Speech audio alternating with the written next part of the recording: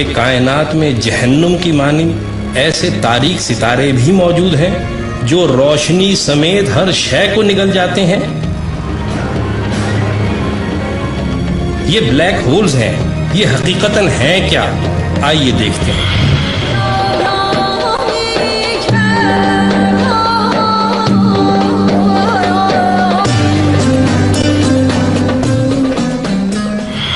سائنسی تحقیقات کے مطابق جب کوئی بہت بڑا ستارہ جس کو ریڈ جائنٹ کہتے ہیں اپنی طبعی عمر گزارنے کے بعد مرنے کے قریب ہوتا ہے تو جہاں ایک طرف اس کا حجم تیزی سے بڑھنا شروع ہو جاتا ہے تو وہیں اس کے اندر تہ بتہ مختلف عناصر پیدا ہونا شروع ہو جاتے ہیں، اور جب اس کے مرکز میں لوہا پیدا ہو جائے تو بس پھر یہ ایک عظیم دھماکے سے پھٹ کر کائنات میں بکھر جاتا ہے۔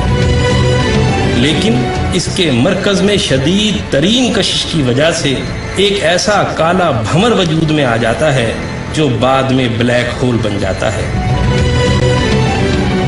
اس کی کثافت اللہ اللہ مت پوچھئے۔ فرض کریں کہ اگر زمین کو چاروں طرف سے دبا دبا کر اتنا چھوٹا کر دیا جائے کہ وہ ایک گولف کی گیند کے برابر ہو جائے تو اس حالت میں جو زمین کی کثافت ہوگی کم و بیش وہی کثافت اس بلیک ہول کی ہوگی۔ اب رہا کشش کا معاملہ تو یہ اتنی زیادہ کشش رکھتے ہیں کہ پورے کا پورا ستارہ نکل جاتے ہیں۔ اور اگر خدا نخواستہ کوئی بلیک ہول ہماری زمین کے قریب آ جائے تو پھر ہماری زمین منٹوں میں ذرات بن کر اس کا شکار ہو جائے گی۔ بڑی بڑی کہکشائیں تک اس کی شدید کشش کی وجہ سے اس کے گرد گھومنے پر مجبور ہیں۔ بلیک ہولز کی موجودگی کی اہم ترین نشانی ان میں سے خارج ہونے والی وہ عظیم روشنی ہے جو دودھ کی نکلتی دھاروں کی مانند آج بھی کائنات میں دیکھی جا سکتی ہے۔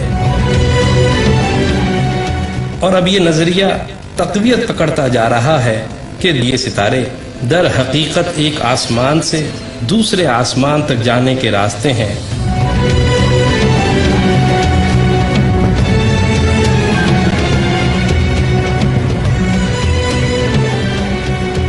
عربی میں راستے کو طریق کہتے ہیں، اور اسی طریق سے طارق نکلا ہے، اور اسی نام سے منسوب سورہ طارق میں یوں آیا ہے، آسمان اور طارق کی قسم۔ اور تمہیں کیا معلوم کہ طارق کیا ہے؟ یہ ستارہ ثاقب ہے۔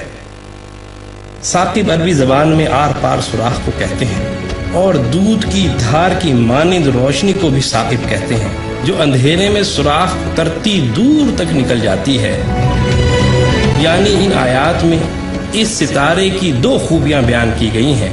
پہلی یہ کہ وہ طارق ہے، یعنی راستہ ہے، اور دوسری خوبی ثاقب ہونا ہے، یعنی یہ کہ وہ آر پار شگاف ہے جس سے دودھ کی دھار کی مانند روشنی خارج ہوتی ہے۔ اور یہ دونوں وہ اہم ترین خصوصیات ہیں جو دور جدید میں دریافت ہونے والے بلیک ہولز کا طرہ امتیاز ہیں۔ پھر یہی نہیں، ایک اور نظریہ بھی پروان چڑھ رہا ہے کہ آسمان یا کائناتیں ایک نہیں بلکہ ایک ہی وقت میں کئی ہیں اور آپس میں متوازی ہیں۔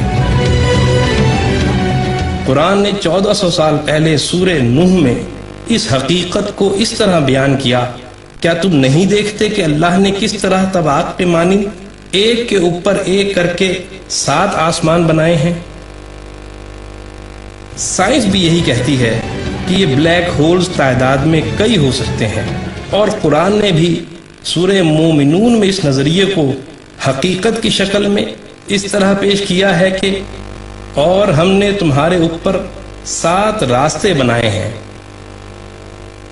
لیکن شب معراج میں ایسی تیز رفتار سواری اللہ نے صرف اپنے محبوب صلی اللہ علیہ وآلہ وسلم کو عطا کی تھی، اور وہ ہے براق جو برق سے نکلا ہے، یعنی بجلی۔ اسی پر سوار ہو کے رسول اللہ صلی اللہ علیہ وسلم معراج کی رات آسمانی دروازوں سے گزرتے چلے گئے۔